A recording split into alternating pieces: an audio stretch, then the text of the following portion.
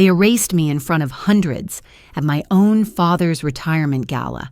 No scene, no fight, just a quiet reshuffling, a different table, and a tribute video where I barely existed. And when he passed the legacy to the one who truly carries it in her blood, he didn't even look at me. I'm Ava, the girl they raised in silence, shaped for show and discarded without a trace, until I uncovered who I really was. What if everything you believed about your family was a cover story? Before we dive into the story, if you're enjoying these meaningful stories, don't forget to hit that like button and subscribe to the channel so you never miss out on more. Now let's start the story together. They called it a celebration. My father's official retirement from the Senate, hosted in a marble hall in Washington, D.C., with ceilings so high they made your ambitions feel small. Strings played in the background. Guests floated through champagne bubbles, and the press lined up neatly like guests of honor. I stood just inside the entryway, my name unspoken. When the junior aide stopped me at the check-in desk, she didn't even flinch, clipboard in hand, eyes gliding past me like I was luggage routed to the wrong terminal. "You're not listed under the family table, Miss Whitman. We have you at table 19, back center." She didn't say it was a mistake, just protocol. I didn't argue. I'd learned years ago that the Whitmans didn't care for scenes, only optics. I found my way past the marble columns, through velvet ropes to a table near the rear, nestled between a retired chief of staff and a cousin I hadn't seen since high school. No one at the table knew I'd grown up in the same house as the woman who was about to be honored as the next torchbearer of the Whitman name. I sipped champagne that tasted like nothing. Around me, there were murmurs of pride, flashes of camera bulbs, and glances that never quite landed on me. I couldn't stop noticing how everyone moved with the kind of ease you only see in people who are absolutely certain they belong. When the lights dimmed, a tribute video flickered on. Childhood photos, campaign footage, family moments.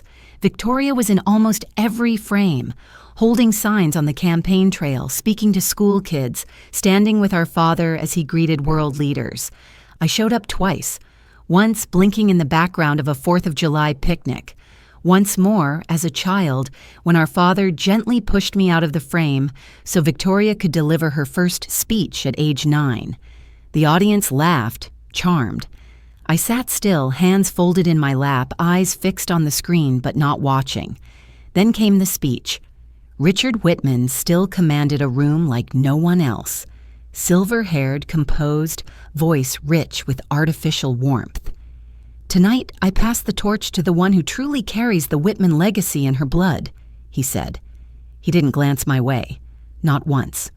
Victoria stood, her smile wide enough to blind.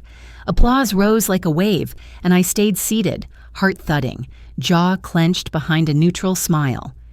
When the applause ended and people began moving toward the press wall, I expected, out of habit more than hope, that someone might come over. A handshake, a photo, maybe one of those vague congratulations that pass for sincerity in our world. But Victoria swept past me, her gown skimming the floor like it was too holy to touch carpet. She didn't meet my eyes. Instead, it was my mother who approached. Impeccable pearls, perfect posture. She bent slightly, just enough to whisper in my ear, "You don't belong in this world, Ava. You never did." I didn't cry. I didn't even blink. I stood, excused myself from the table with a polite smile, and walked out into the cold without taking a coat. The city felt indifferent that night. Taxis sped past with no one inside, and the wind slapped my face like an afterthought. I rode the metro home in silence, gripping the pole with one hand and my clutch with the other. My apartment in Arlington was small, drafty, and exactly what my father once called a phase. I locked the door behind me, kicked off my shoes, and turned on the kitchen light. Then I opened my laptop. First, I checked my family email. It bounced. Then my access to the Whitman Foundation portal. Denied. My health insurance login. Deactivated.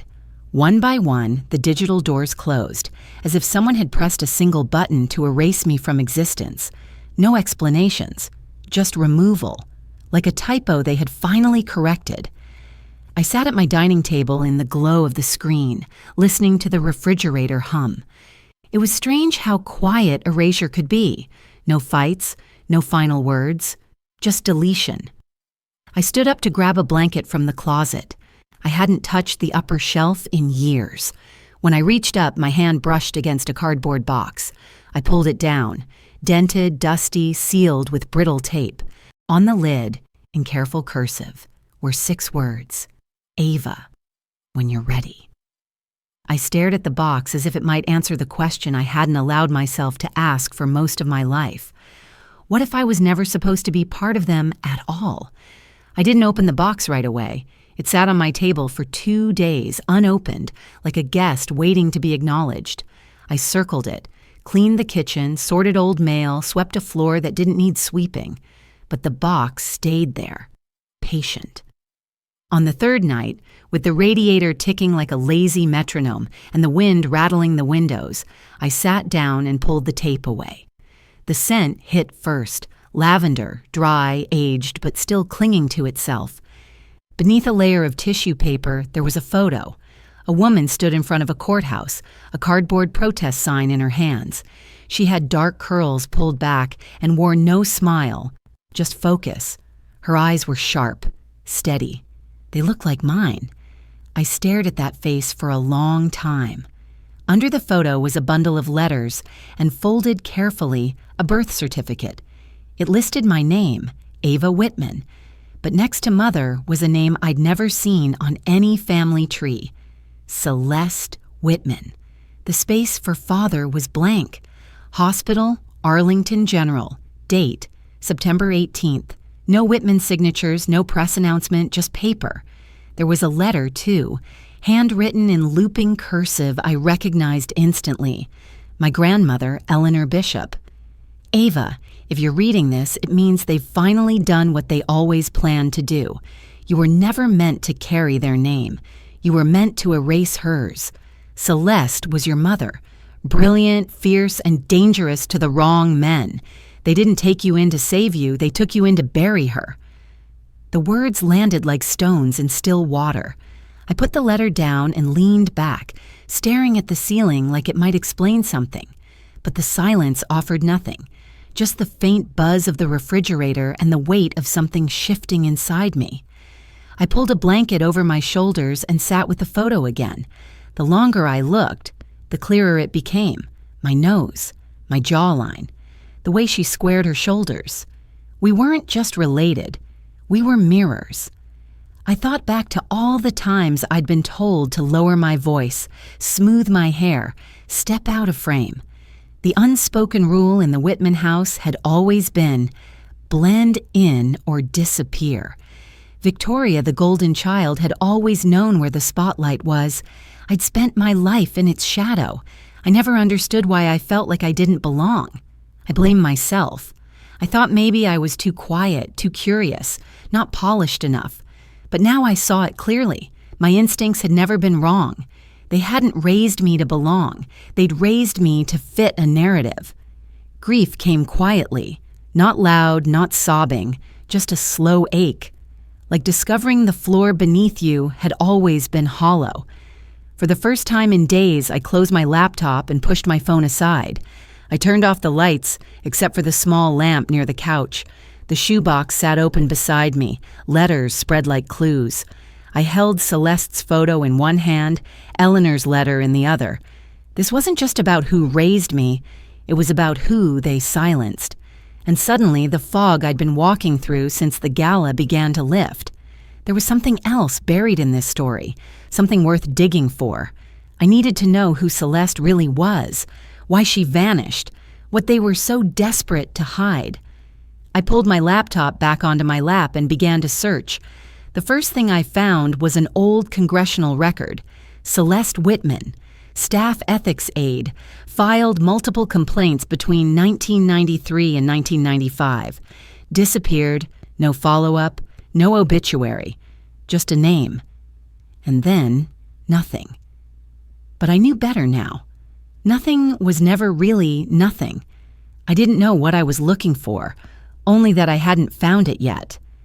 Celeste had disappeared in the mid-90s, leaving behind no obituary, no official trail. But I had a name Eleanor mentioned in a corner of one of her letters. Eleanor Bishop, Celeste's grandmother. It was a shot in the dark, but I started running her name through every old property record and archive I could find. Weeks passed. I barely slept. My meals turned into crackers and whatever tea I could make without waking fully. I stopped using my phone, switching instead to a burner I paid cash for at a convenience store 2 neighborhoods over. I wasn't being paranoid, not after the way they erased me. Eventually, I found a record that made me sit up. A long inactive safety deposit box at a small bank in Northwest D.C., registered to an Eleanor Bishop. Last activity, 1996. It was still there. I spent the night forging credentials I prayed I wouldn't have to use. The next morning, dressed in a neutral blazer and glasses I hadn't worn in years, I stepped into the bank. No one looked twice. The manager, polite but distracted, guided me to a private room. The metal box was smaller than I expected. It didn't look like it could carry anything dangerous. But when he slid it across the table and left me alone, I hesitated. My hands trembled. Inside was a flash drive, a manila envelope sealed in red string, and a black leather-bound journal. No note, no label. Just these 3 things. I opened the journal first.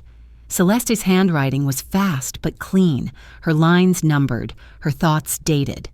There were names, dates, accounts. She had tracked everything. Donations masked as bribes, foreign payments disguised through nonprofits, testimonies from staffers too afraid to go public. She had built a record so detailed it looked like she was preparing to be disappeared. I plugged the flash drive into a cheap laptop I'd bought for exactly this. It booted slowly. The first file was a video, grainy, time-stamped, 1995. I clicked play. 3 men sat at a long table in a wood-paneled room I recognized from campaign footage. One was my father. The conversation was casual. They laughed like old friends sipping whiskey. But the words, "If she keeps digging, we'll have to neutralize the asset." Already done. We adopted the solution last week. Family matter, tight optics. Perfect. No press, no risk. She'll be the safest secret we ever kept. They never said my name. I was the asset, the solution, not a child, not a daughter, a cleanup strategy in a christening gown. I paused the video, staring at the reflection in the black screen. My throat burned, but no tears came, just a cold, hollow understanding. They hadn't saved me from Celeste. They had taken me to silence her, and still, Celeste had outmaneuvered them. Tucked beneath the final page of her journal was a second flash drive, taped carefully to the inside cover. Labeled in her neat hand, Project Bellwether, Master Copy. I slipped everything back into my bag and left the bank without a word. Outside, the air was bright but cold. I walked slowly, listening for footsteps that matched mine. I wasn't being dramatic. Someone had followed me last week. Tall man in a dark car, pretending to check his phone every time I turned. I hadn't seen him since, but I felt him everywhere. When I got home, I changed the locks. Again. I sat at my kitchen table for a long time, staring at the envelope Celeste left behind. She hadn't just documented everything. She had passed the torch, quietly, defiantly. Later that night, just as I was about to lock up, I found something shoved under my door. A plain white envelope, no return address, no postage, just 5 typed words on a single sheet of paper. Stop digging. You're not ready. I stared at it, heart thudding in my chest. But they were wrong. I wasn't ready to stop. I was just beginning. By the time the gala rolled around, I had stopped shaking. It was a different kind of stillness. Not numbness, not calm exactly. Something colder. Like a lake in winter, solid on the surface but ready to split open. I wore black. No jewelry, no lipstick. Just a press pass tucked into a lanyard borrowed from someone who owed me more than just a favor. The Georgetown Hotel ballroom was everything I remembered and more. Crystal chandeliers hung like frozen fireworks, the kind of lighting that made everyone look important. Red carpet stretched through the marble lobby, and the buzz of cameras and heels echoed off the high ceilings. If you listened closely, you could almost hear the sound of ego settling into chairs. Victoria stood near the back, greeting guests with that same smile she had mastered since childhood. The cameras adored her. She looked like a Whitman. Blonde, poised, born into the script. People leaned in when she spoke. She was the story they wanted. But tonight, the script had a rewrite. I stayed close to the walls, passing as one of a dozen assistants, invisible behind the noise. No one asked questions. The press focused on celebrities and senators. I moved through them like mist, clutching the flash drive in my coat pocket so tightly it left an imprint in my palm. The program began with string music and speeches. I listened with one ear, waiting for the cue. Victoria was introduced as a pillar of civic integrity, a rising voice in American leadership. She walked on stage to polite applause and smiled into the lights like she'd been born in them. Legacy, she began, isn't just about the past. It's about who carries it forward. I stepped out from behind the curtain. At first, no one noticed. The lighting didn't shift. The cameras stayed fixed. It wasn't until I reached the side of the stage that the murmurs began. Confusion, whispers, a few glances toward the event staff. I didn't say a word. I just walked over to the podium, leaned toward the projection system, and plugged in the flash drive. The screen behind Victoria flickered. At first, it showed static, then a paused video. 3 men seated in a wood-paneled room. One of them, my father. The volume kicked in on a laugh, his. Not performative, not public, real, unguarded. If she keeps digging, we'll have to neutralize the asset. Already done. We adopted the solution last week. Perfect. No press, no risk. The room went still. The kind of still that makes people stop breathing. Then came the documents, one after another. Bank transfers to offshore accounts, fake nonprofit filings, whistleblower testimonies, signed statements, digital receipts, proof of everything Celeste had tracked. Everything they thought they had buried. Victoria turned slowly, her expression frozen somewhere between confusion and dread. I didn't look at her. I didn't look at anyone. I just stood there, letting the evidence speak louder than I ever could. For a moment, the building held its breath. Then the press surged. Flashes burst. Voices rose, sharp and urgent. Is this real? Who's responsible? Is that... Security moved finally. I stepped away from the stage and slipped through the side exit, still without saying a word. Outside, the November air hit my face like cold steel. I kept walking. I didn't run. I didn't look back. They had built an empire on silence, but silence had a weight limit, and I had just tipped it over. The morning after, I turned off my phone, not out of fear, just stillness. The kind you feel after holding your breath too long and finally letting it go.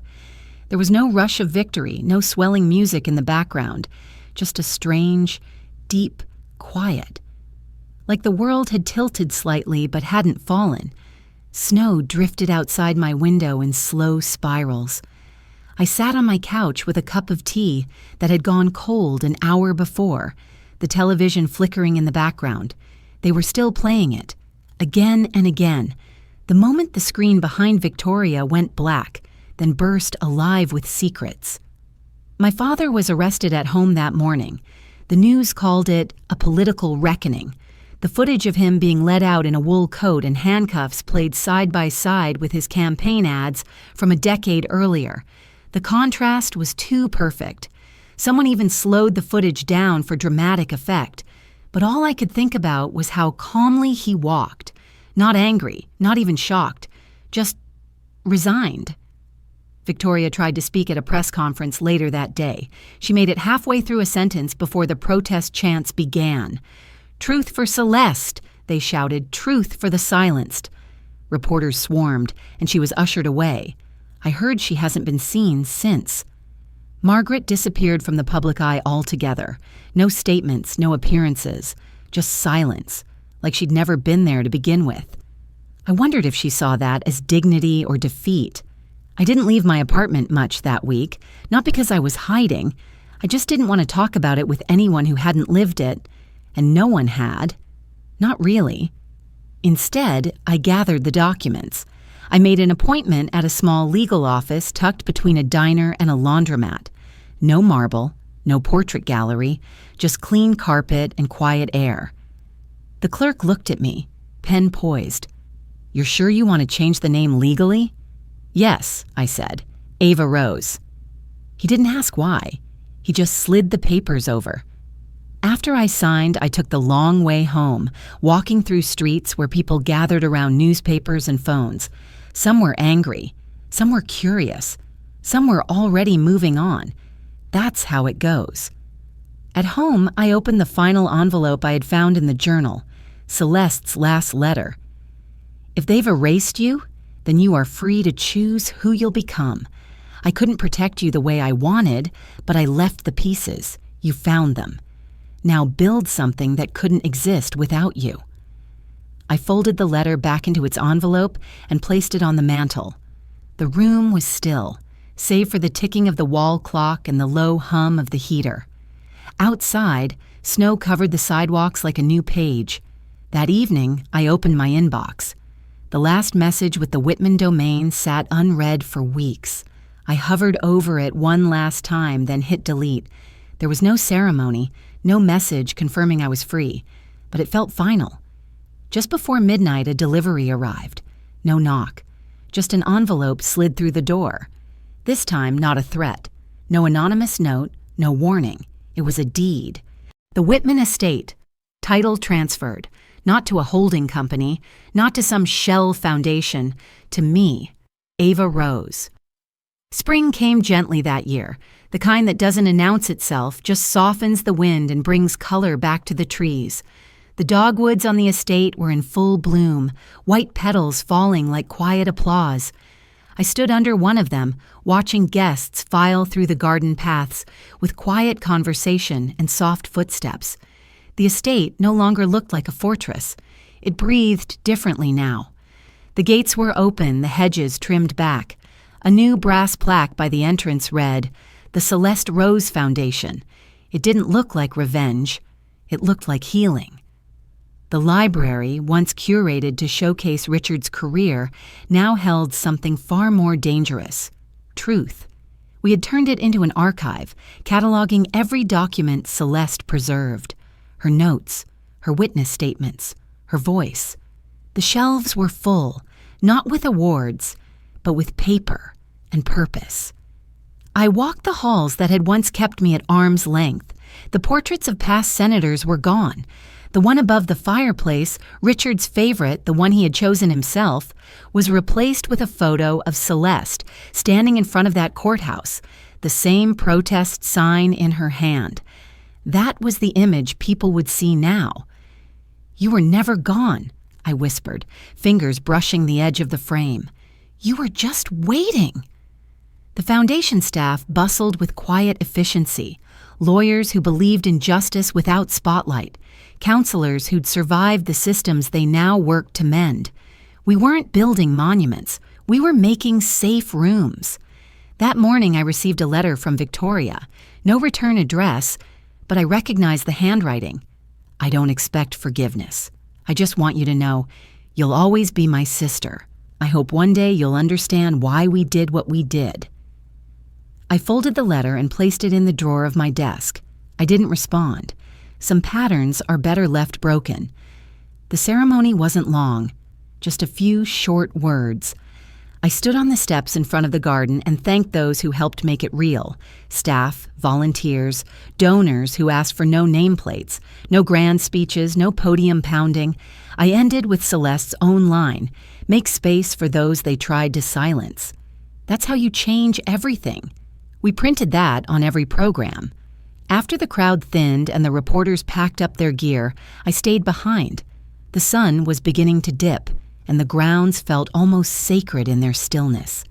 Inside the library, the lights were low. I sat by the window near the eastern shelves, where Celeste's earliest writings were kept. A A quiet creak made me look up. A young girl, maybe 16, walked in. She held a manila folder in her arms, her eyes scanning the walls. She looked nervous, but determined. I didn't interrupt. She found the reading desk, laid the folder down, and sat. Sometimes we don't need to speak for change to happen. We just need to make room. I leaned back, listening to the soft shuffle of paper, the creak of an old chair accepting new weight. The world hadn't been fixed, but something had shifted, something quiet and permanent. I wasn't there to finish a legacy. I was there to begin one. When I saw that young girl walk into the archive, I didn't feel pride or revenge. I felt continuity, like the story didn't end with me. It was only beginning again in better hands. Sometimes family doesn't come from blood, but from truth and choice. And healing doesn't always roar. It often arrives quietly like spring after a long winter. If we create space for voices that were once silenced, we don't just honor the past, we protect the future. If this story touched something in you, I invite you to share your thoughts. I read every word, and if you've ever carried a truth too long alone, maybe now's the time to let it speak.